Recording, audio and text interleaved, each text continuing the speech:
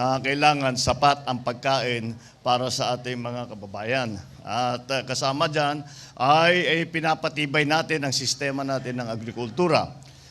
Ngunit, hindi lamang yan ang nagiging problema sa agrikultura dito sa Pilipinas. Ang isang napakalaking problema ay ang pag-smuggle ng bigas papasok ng Pilipinas. Kaya naman, hindi lamang ang pag-ayos ng agricultural sector ang ating kailangan gawin. Kailangan din natin patibayin ang ating pag-enforce ng mga batas tungkol nga sa pagbigay ng supply ng bigas sa buong Pilipinas. Please sit down. Batiin ko lang ang ating matagal ng kaibigan at classmate sa Kongreso, ang ating governor ng probinsya ng Zamboanga, Sibugay, Governor Ann Hofer. At saka ang mayor, siya ang host natin ngayon at mabuti na lang at ay napagawa niya itong napakagandang lugar na ito para meron tayong mapupuntahan at meron tayong gamitin para nga sa mga ganitong pangyayari. Mayor Climaco. Mayor, sabihin mo sa akin yung mga ayaw na kumuha ng bigas, picture na lang. Kunin natin, picture na lang, tapos para makarami tayo dun sa dadalhin natin pati sa iba.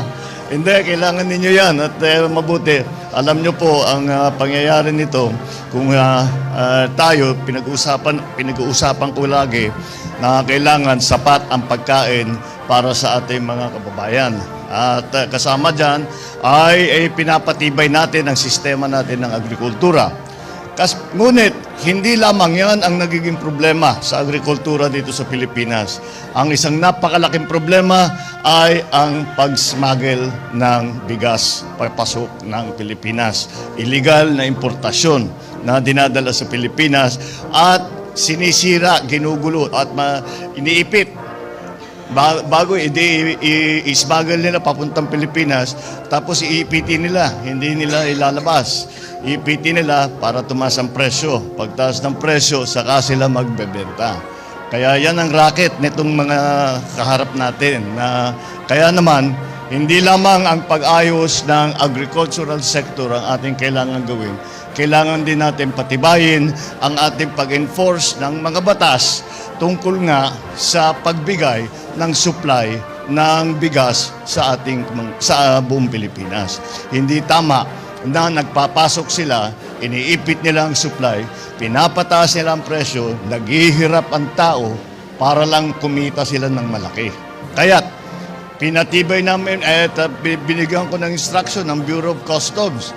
At sila naman ay sinabi ko, tignan ninyo ng mabuti. At kung merong mga kasabwat dyan, ay sabihin nyo na sa atin, tanggalin natin at ilagay natin yung mga magagaling. At yun na nga nangyari. Kaya tayo nakakahanap ngayon kung saan-saan nitong mga bigas na ipinapasok na iligal. Dito sa nakita namin dito, nandito batiin natin ang ating Bureau of Customs dito, si Mr. Lanza.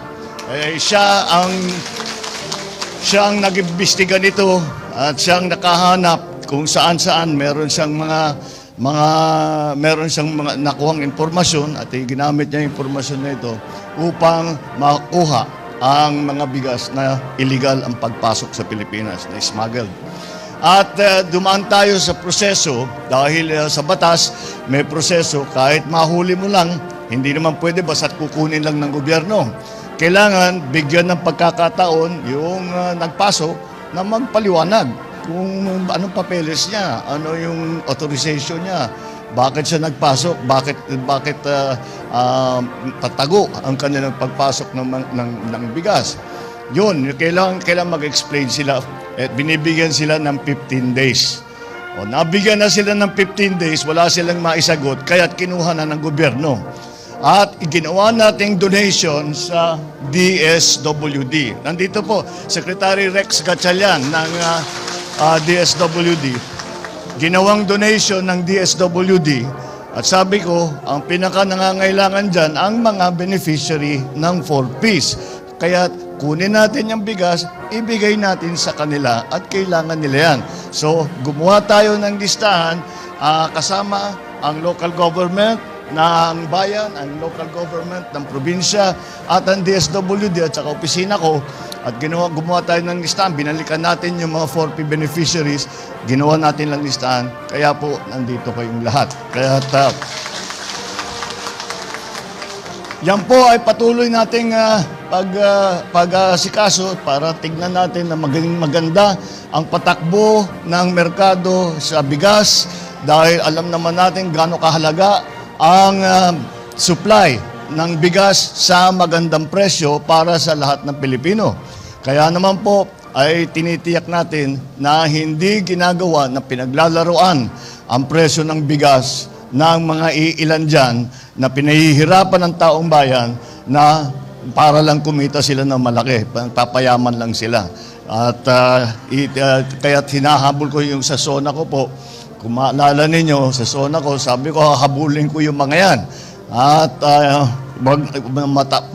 kahit na ano pa ang magiging dahilan na ibibigay na meron silang kilala o ganun ang dating gawi, kung hindi nakasunod sa batas, hindi natin papayagan para hindi kayo nahihirapan, para hindi ang presyo ng bigas ay hindi na paglalaruan at ang supply ng bigas ay sapat. Kaya ako ay nagpapasalamat na nabigyan naman ako ng pagkakataon na makapagbigay sa inyo ng tulong dahil alam ko na ngayon wala naman siguro sa atin ang hindi nangangailangan ng tulong.